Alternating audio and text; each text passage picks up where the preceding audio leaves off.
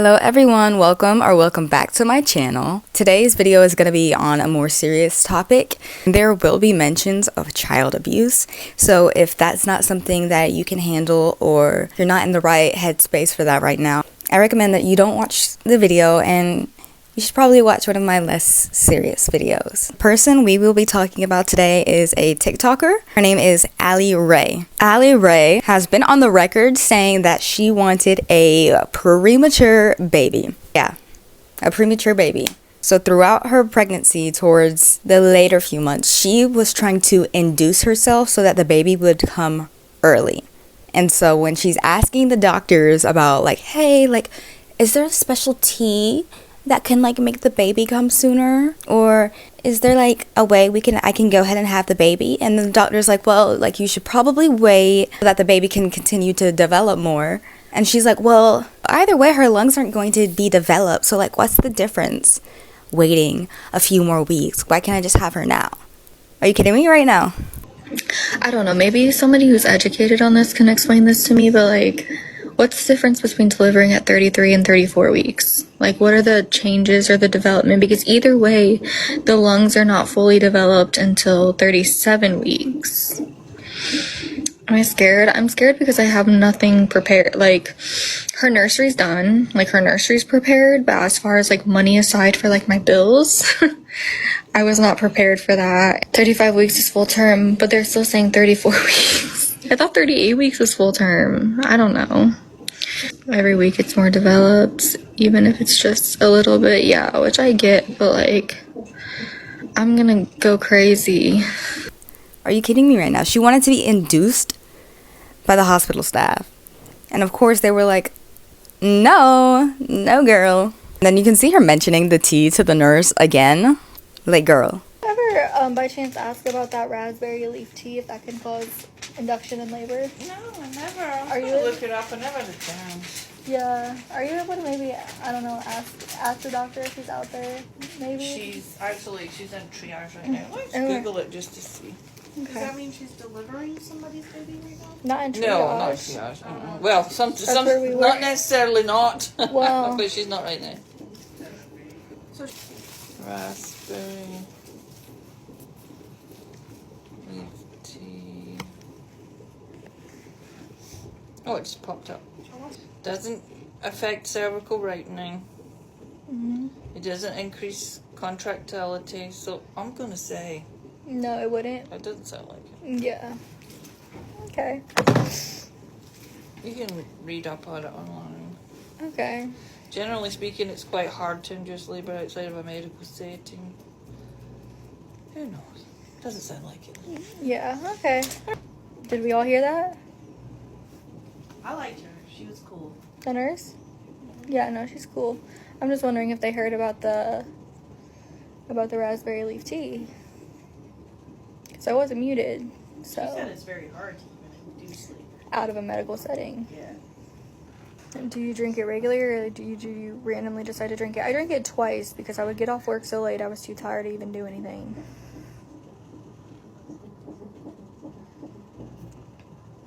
But I was going to drink it every day. You do not need it. Why would you want a premature baby? Why would you want your child to have health problems? Why would you want your child to be sick? Why would you want a NICU baby? She was no longer a patient in this hospital, but her daughter was, because, well, she's in NICU. So Allie Rae is spending her time in at the hospital with her baby. Mind you, she's bringing this baby home to her newly fresh out of prison boyfriend. Oh, that's in the sense that, you know what I mean? When I'm Are you really letting a man fresh out of the pen live with you and your newborn girl? Oh my gosh. And that's the last thing you would want to be exposing to your sick child. But obviously her concern levels are not that high. So what really brought a lot of attention to Allie Rae was her unplugging her baby's monitors to get these nurses' attention for a sandwich. Yeah, a sandwich, a turkey sandwich. I'm hungry. I'm gonna have to get me a turkey sandwich. Well, so they keep turkey sandwiches actually in the fridge out here. I just don't want to put her up. She'll get upset. Her legs being in her mom's arms. I actually could do this. Look at that. Hello, where you at? Do this.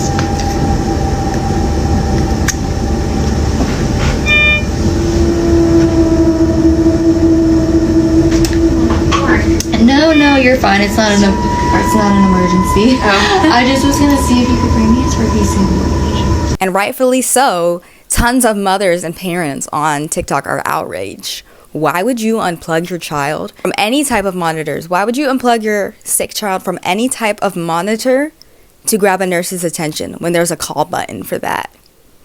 And she thinks it's funny. Call button? You want me to install my own call button? How would I do that? Who do I call for that? I can't help but laugh. I'm sorry. I try not to laugh, but y'all act like I unplugged her from life support for a turkey sandwich.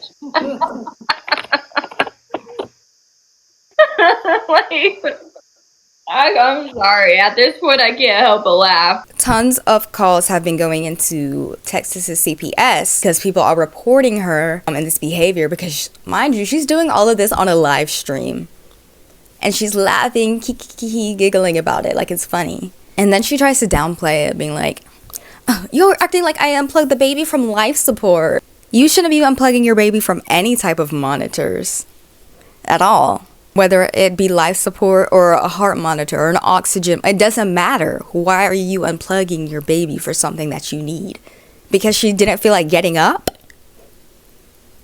That's insane. That's insane work. So not only has she unplugged her child to get a nurse's attention so that she can get herself a damn turkey sandwich, she's acting like it's okay. And then she could also be influencing other mothers who were like, well, maybe like if the call button's not working fast enough, I can just unplug my baby. Like, you see how much of a bad influence this is? Another video going around of her is her choosing a car seat for her baby, but rather than choosing one that's been safety test approved, she chooses one that she feels like is best for her baby because her baby is so tiny. Mind you, this is what she wanted. So it's not up to the official standards, but it's up to her standards, and that makes it okay, apparently. The new car seat that I'm more comfortable with her being so tiny, because she does have to pass the 90-minute car seat safety test. There are people who would absolutely kill to not have their baby come early, to have their baby fully develop. There are people who would kill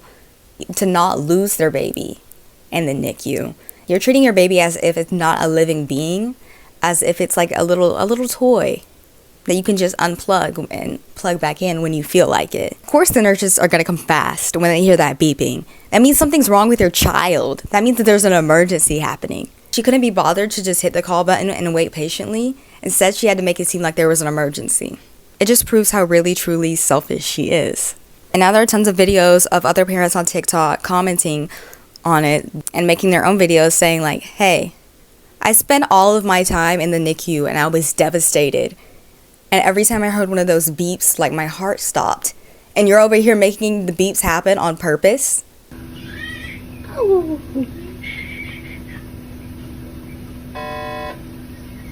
I mean, just look at these videos. Look how disappointed people are in her, and rightfully so.